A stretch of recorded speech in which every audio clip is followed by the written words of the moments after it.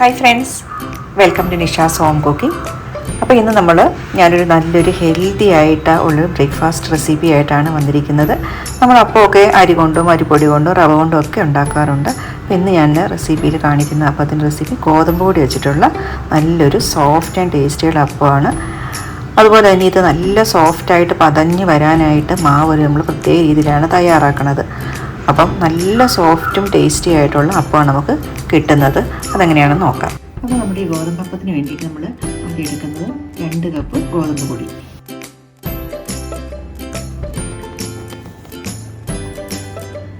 ഇനി നമുക്ക് എടുക്കേണ്ടത് 1 കപ്പ് തേങ്ങ എടുക്കുകയാണ്.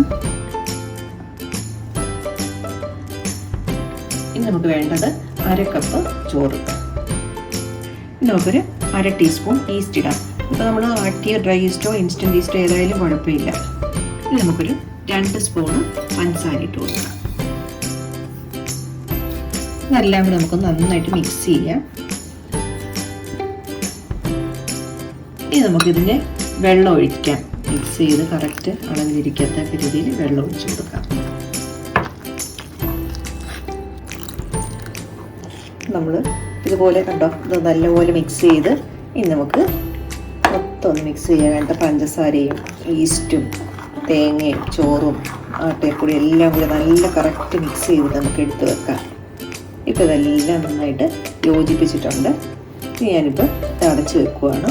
നമുക്കിത് ഇപ്പോൾ രാത്രിയിലാണ് ഞാൻ കലക്കി വെക്കുന്നത്. നമുക്ക് രാവിലെ എടുത്തിട്ട് ബാക്കി പരിപാടിയൊക്കെ ചെയ്യാം. അപ്പോൾ നമ്മൾ ഇന്നലെ മിക്സ് ചെയ്ത് വെച്ച മാവ് നമുക്ക് നോക്കാം. കണ്ടോ, സൈഡിൽ നിന്നൊക്കെ നല്ലപോലെ അത് ഫെർമെൻ്റായി വന്നിട്ടുണ്ട്. അപ്പോൾ നമുക്കിനി ഇതിനെ ഒന്ന് മിക്സിയിലോട്ടിട്ട് അരച്ചെടുക്കാം.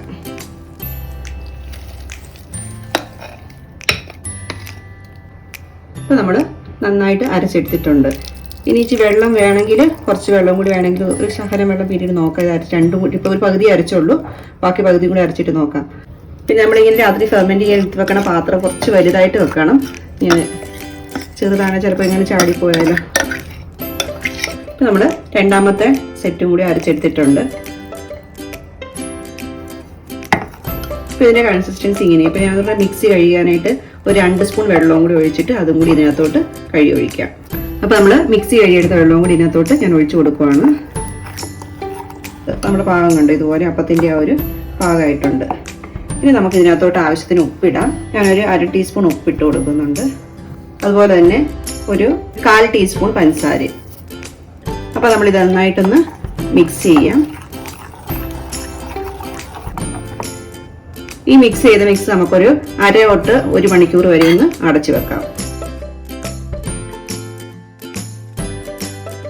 അപ്പോൾ നമ്മൾ അപ്പത്തിന് കറിക്ക് കടലക്കറിയാണ് ഉണ്ടാക്കുന്നത്. നമ്മളൊരു സിംഗിൾ പോട്ടായിട്ട് നമ്മൾ കുക്കറിൽ മാത്രമായിട്ട് ചെയ്യാം. നമ്മൾ കറി അങ്ങനെ തന്നെ ഉണ്ടാക്കിയെടുക്കും. അപ്പോൾ ഇത് ഇന്നലെ രാത്രി കുതിർത്താനിട്ട കടലയാണ്. ഇപ്പോൾ 8 മണിക്കൂർ കുതിർന്നിട്ടുണ്ട്. നല്ലപോലെ കുതിർന്ന് വന്നിട്ടുണ്ട്. അപ്പോൾ നമ്മൾ ഇതിന് വേണ്ടിയിട്ട് ഞാൻ ഒരു ടൊമാറ്റോയും ഒരു ഒനിയനും എടുത്ത് കട്ട് ചെയ്ത് വെച്ചിട്ടുണ്ട്. പിന്നെ നമുക്കിതിൽ ചെറിയൊരു മസാല ഉണ്ടാക്കണം ഇതിനകത്ത് ചേർക്കാനായിട്ട്. ആ മസാലയ്ക്ക് വേണ്ടിയിട്ട് നമ്മൾ എടുത്തിരിക്കുന്നത് ഇതിലൊരു 3 സ്പൂൺ തേങ്ങ എടുത്തിട്ടുണ്ട്, കുറച്ച് വെളുത്തുള്ളിയുണ്ട്, പിന്നെ ഒരു ചെറിയ പീസ് ഇഞ്ചിയുണ്ട്, 1/2 സ്പൂൺ പെരുംജീരകം, ചെറിയൊരു കറുവാപ്പട്ടയുടെ കഷ്ണം, പിന്നെ ഉള്ളത് 3 ഏലക്ക. പിന്നെ ഈ മസാലയ്ക്കകത്തേക്ക് ചേർക്കാനായിട്ട് നമുക്ക് വേണ്ടത് 2 വലിയ സ്പൂണ് മല്ലിപ്പൊടി, 1 ടീസ്പൂൺ മുളക് പൊടി, 1/2 ടീസ്പൂൺ മഞ്ഞൾപ്പൊടി. ഇതെല്ലാം കൂടി ഇട്ട് നമുക്ക് നല്ലൊരു പേസ്റ്റാക്കി അരച്ചെടുക്കാം. ഈ കടല ഇപ്പം ഞാൻ 1 കപ്പ് കടലയാണ് എടുത്തിരുന്നത്. 250 ഗ്രാം കടലയുണ്ട്. അപ്പം നമ്മുടെ മസാല ഇപ്പം നല്ലപോലെ അരച്ചെടുത്തുകൊണ്ട് വന്നിട്ടുണ്ട്. കുക്കറിനകത്താണ് ഇത് ഉണ്ടാക്കുന്നത്. ഇപ്പോൾ ഒരു കുക്കർ വെച്ചിട്ട് നമുക്കൊരു 2 സ്പൂൺ എണ്ണ ഒഴിക്കാം. ഇതിനകത്തോട്ട് കുറച്ച് കടുകിട്ട് കൊടുക്കാം, കുറച്ച് കറിവേപ്പിലയും കൂടി.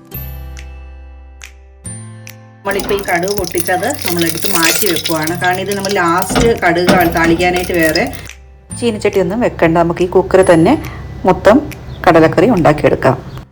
അപ്പോൾ ഇത് നമുക്ക് മാറ്റി വെക്കാം. ഇനി ഞാനൊരു 2 ടേബിൾ സ്പൂൺ ഓയിൽ ഒഴിക്കുകയാണ്. ഇപ്പം അരിഞ്ഞു വെച്ചിരിക്കുന്ന സബോള അതിനകത്തോട്ട് ഇട്ട് കൊടുക്കാം. നല്ലപോലെ വഴറ്റിയെടുക്കാം. അപ്പോൾ നമ്മുടെ സബോള ഏകദേശം വഴന്ന് വന്നിട്ടുണ്ട്. ഒരു തക്കാളി എടുത്തിട്ടുണ്ടല്ലോ, ആ തക്കാളി മുന്നത്തോട്ട് അരിഞ്ഞിടുവാണ്.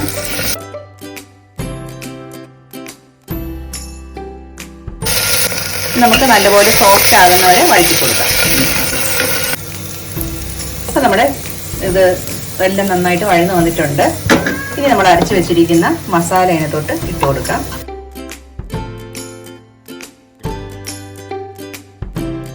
ഇത് നമുക്ക് ഒന്ന് വഴറ്റി വരണം, കാരണം സൈഡിൽ നിന്ന് വെച്ച് എണ്ണ തെളിഞ്ഞ് വരുന്നവരെ നമുക്കൊന്ന് വഴറ്റായത്.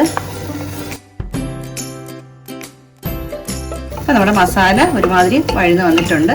നമുക്ക് ഇതിനകത്തോട്ട് കുറച്ച് കറിവേപ്പിലയും കൂടി ഇട്ട് കൊടുക്കാം. ഇനി നമുക്ക് ഇതിനകത്തോട്ട് കടല ഇടാം.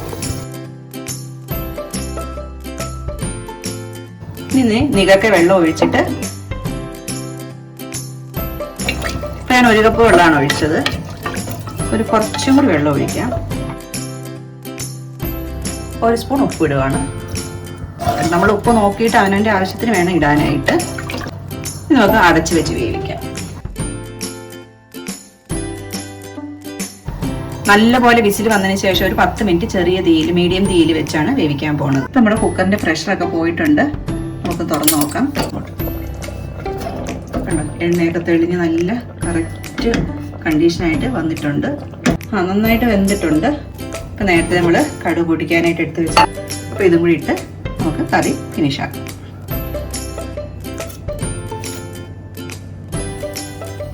ഇപ്പം നമ്മുടെ മാവ് നമ്മൾ കലക്കി വെച്ചിട്ട് ഇത് 40 മിനിറ്റ്സ് ആയേ. നന്നായിട്ട് പൊങ്ങിയിട്ടുണ്ട്.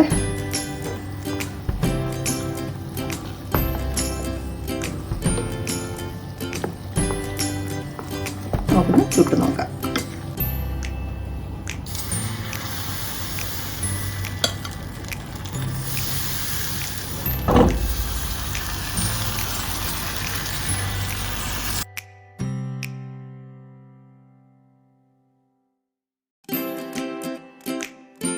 ഇതുപോലെ നല്ല ക്രിസ്പി, സൈഡൊക്കെ നല്ല ക്രിസ്പി ആയിട്ട് മൊരിഞ്ഞ് അതുപോലെ നല്ല സോഫ്റ്റ് ആയിട്ടുള്ള അപ്പം നമുക്ക് കിട്ടിയിട്ടുണ്ട്.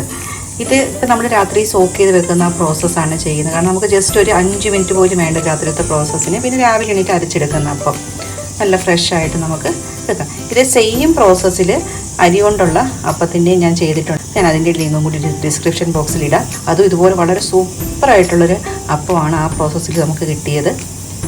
അപ്പോൾ അത് വേണമെങ്കിൽ നമുക്കൊന്ന് കണ്ടു നോക്കാം. ഇനി നമുക്ക് നമ്മുടെ സാധാരണ ദോശക്കല്ലിലും കൂടി വെച്ചിട്ട് ഇതുപോലെ ഇതിൻ്റെ ഒരു അപ്പം ഉണ്ടാക്കിയെടുക്കാം.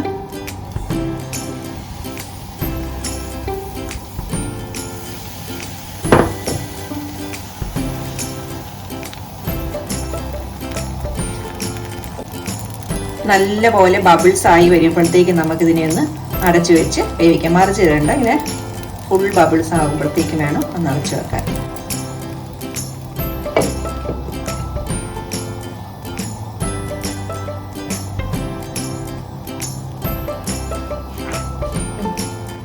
നമ്മുടെ അപ്പം നമുക്ക് തുറക്കാം.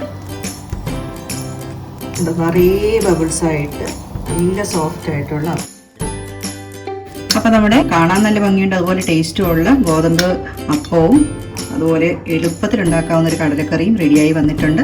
അപ്പം നിങ്ങൾക്ക് ഈ വീഡിയോ ഇഷ്ടപ്പെടുകയാണെങ്കിൽ ഒന്ന് ട്രൈ ചെയ്ത് നോക്കുക. എന്നിട്ട് ഫീഡ്ബാക്കൊക്കെ കമൻറ്റ് ബോക്സിൽ അറിയിക്കുക. പിന്നെ ഫ്രണ്ട്സ് റിലേറ്റീവ്സിനൊക്കെ ഒന്ന് ഷെയർ ചെയ്ത് കൊടുക്കുക.